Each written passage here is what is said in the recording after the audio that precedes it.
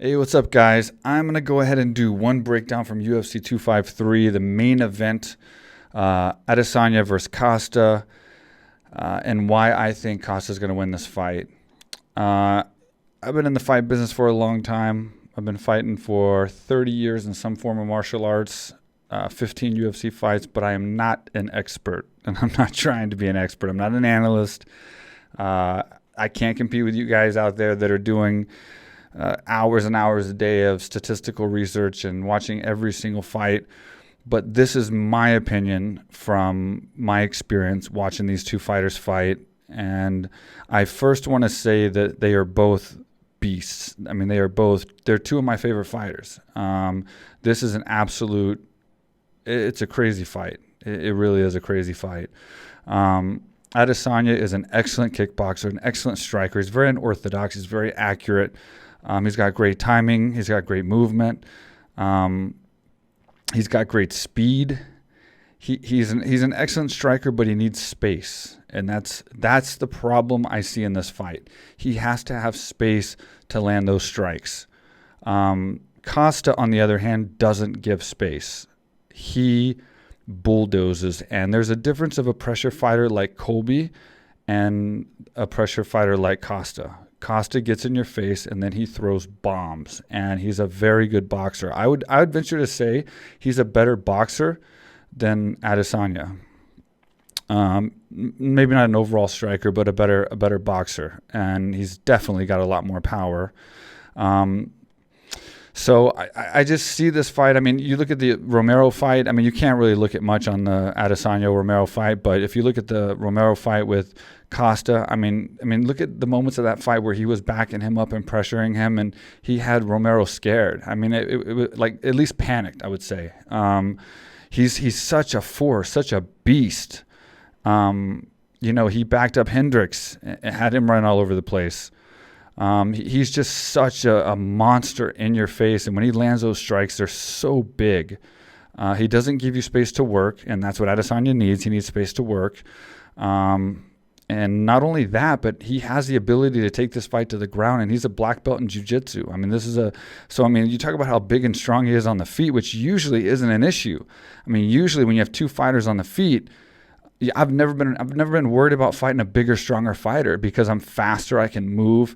I can set up my shots. I feel like I might have an advantage over a bigger, stronger fighter on the feet, but not with his style having that pressure, because he's going to be landing those strikes on the offense as he's coming in when Adesanya is going back. And that's a big difference. And I want to say, too, that Adesanya, not only is Costa a pressure fighter, and that's not good for Adesanya, but Adesanya doesn't like to be pressured. He doesn't like to go back.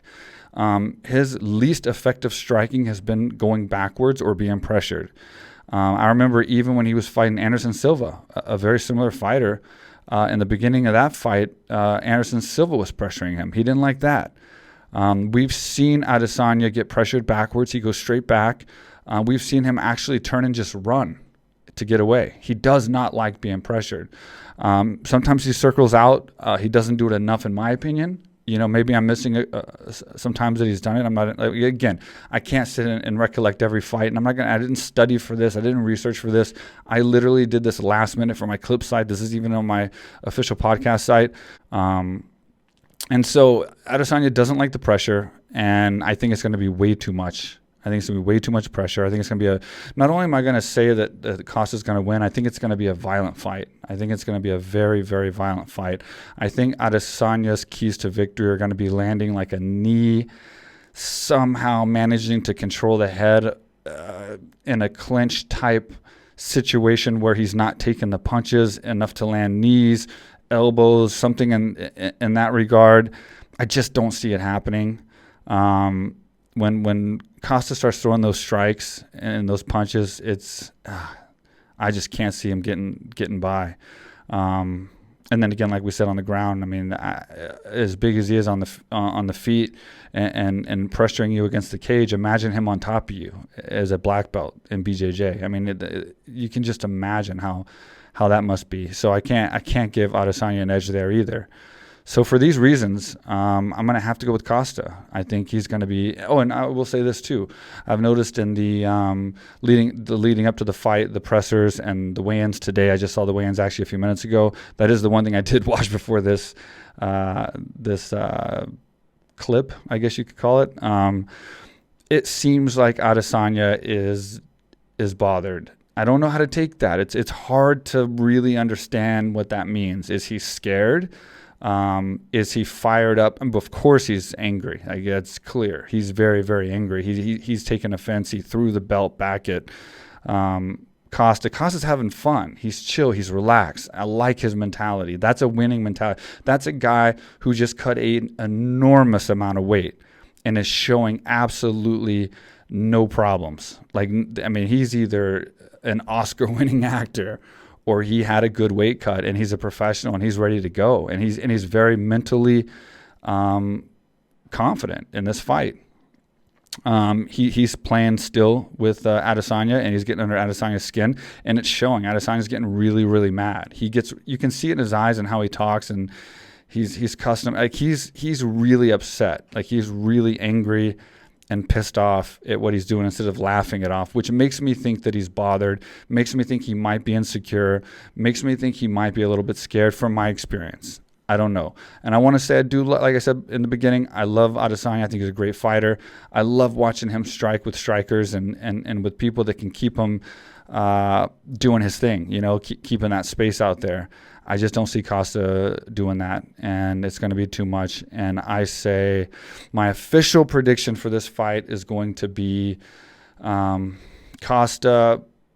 I think he can get it done in the first round. I'll be honest with you, if not the second round. Vicious mauling, TKO, maybe even a knockout. That's how I see this fight going. I don't think he is going to sit there.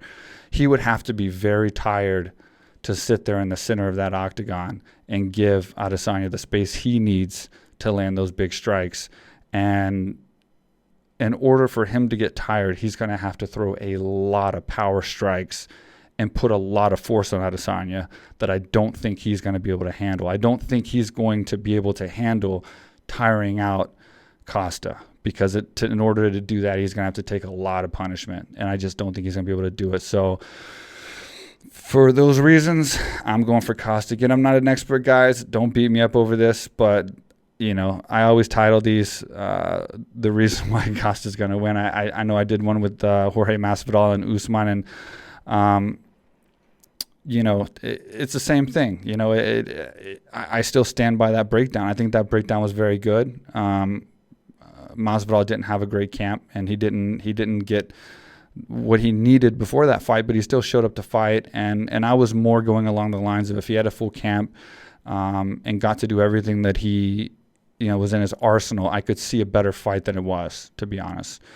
So anyway, that's it. Paulo Costa. Like I said, I've had 15 fights in the UFC. I spent my whole life fighting since I was 8 years old in Taekwondo, kickboxing, MMA.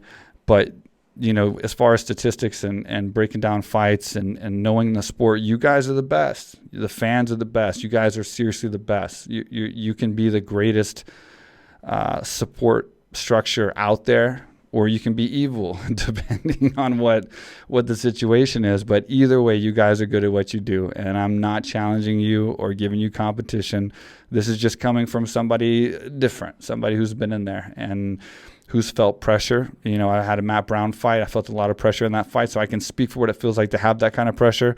And I wasn't well for that fight, and that was a fight I did not want pressure, and I had it. I didn't like it, and it ended up bad for me. I've also been a pressure fighter where I've put pressure on people, and then I've also obviously been a striker who has enjoyed my space and been able to get off the strikes that I want and win fights by knockout many times. So I feel like for those reasons, I was able to give my input in this, and hopefully you guys took from it. And don't forget to subscribe to not only this channel, but the official Real Quick with Mike Swick podcast channel. We do a lot of stuff on the Clip site, but the official podcast channel, you can search it on YouTube, Real Quick with Mike Swick.